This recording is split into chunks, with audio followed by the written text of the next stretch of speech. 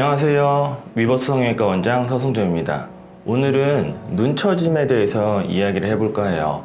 40대, 50대가 되면은 점점 이마 주름도 들고 눈썹도 처지고 눈꺼풀도 처지면서 이제 눈에 노화 현상이 발생하게 되거든요. 그럼 이걸 어떻게 해결할지에 대해서 한번 말씀드려 보도록 하겠습니다. 눈의 노화에 대해서 말씀을 드려보자면은 40, 50대 이후에는 이마 주름도 생기고 그 다음에 눈썹도 처지고 눈꺼풀 피부도 처지면서 여기 진물도 생기고 왠지 눈뜨기도 좀 힘들어지고 시야도 가려지고 그러면서 뭔가 인상이 어떤 분들은 사나워지고 어떤 분들은 본인의 나이보다 나이 들어 보인다는 느낌을 받는 경우가 되게 많아요. 이런 중년 이후의 눈성형은 어린 친구분들의 눈성형보다 고려할 점들이 훨씬 더 많아요. 왜냐면 우리가 단순히 눈성형이라고 생각하는 건 이 눈만 하는 건 아니고 눈 주위에 이 비율을 고려해서 해야 되기 때문에 잘못하면 인상이 사나워질 수가 있거든요. 이런 눈 주위에서 일어나는 눈의 노화에 대해서 해결하는 방법은 이 쌍꺼풀 수술만 있는 게 아니에요. 이마 거상, 눈썹 거상, 그 다음에 상안검 수술을 통한 쌍꺼풀 수술, 이 세 가지 수술을 통해서 적절하게 눈의 노화 현상을 해결해 줘야 돼요. 아주 간단하게 우리가 생각을 하면 이 눈썹 처짐 정도만 먼저 생각을 하는 거야. 눈썹이 많이 처졌으면은 사실 내시경으로 이마 거상 수술을 해줘야 돼요. 눈썹이 많이 안 처졌으면은 눈썹파 거상술 아니면 상안검 수술을 해도 됩니다. 그럼 눈썹이 내가 처졌는지 안 처졌는지 어떻게 알 수 있겠어요? 가장 쉽게 여러분들이 진단할 수 있는 방법은 이마 주름이 많으면은 눈썹이 처졌다고 보시면 돼요. 왜 그러냐면은 우리가 이마 주름을 많이 쓸 일은 별로 없어요. 그냥 가만히 있으면 이마 주름 안 쓰거든요. 이마 주름을 많이 쓰시는 분들은 눈을 못 뜨기 때문에 상대적으로 눈썹을 써서 떠줘야 돼요. 이마 근육을 쓰면 당연히 눈썹에 주름이 많이 생기겠죠.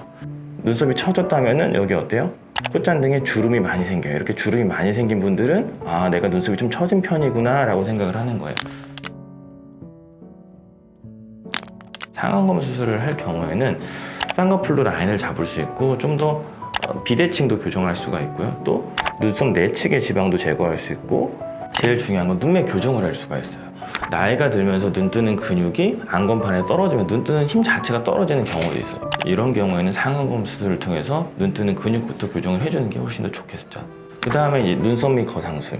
이 눈썹 밑에서 피부를 잘라내는데 두꺼운 피부 쪽을 잘라내서 눈꺼풀이 접혔을 때 좀 더 두꺼워 보이지 않는 효과를 줄 수가 있겠죠. 또 두 번째로는 이게 눈썹뼈 바깥쪽까지 절개를 할 수가 있어요. 그래서 뒤쪽 피부가 많이 처진 경우에는 눈썹파 거상술을 통해서 훨씬 더 예쁜 쌍꺼풀 라인을 만들어 줄 수가 있겠죠. 눈썹 및 거상술 같은 경우는 쌍꺼풀 라인을 만들어 줄 수 없다는 게 단점이기 때문에 원래 쌍꺼풀이 있으신 분이나 아니면은 하면서 비절개로라도 쌍꺼풀 수술을 하는 게 더 좋을 수 있고요.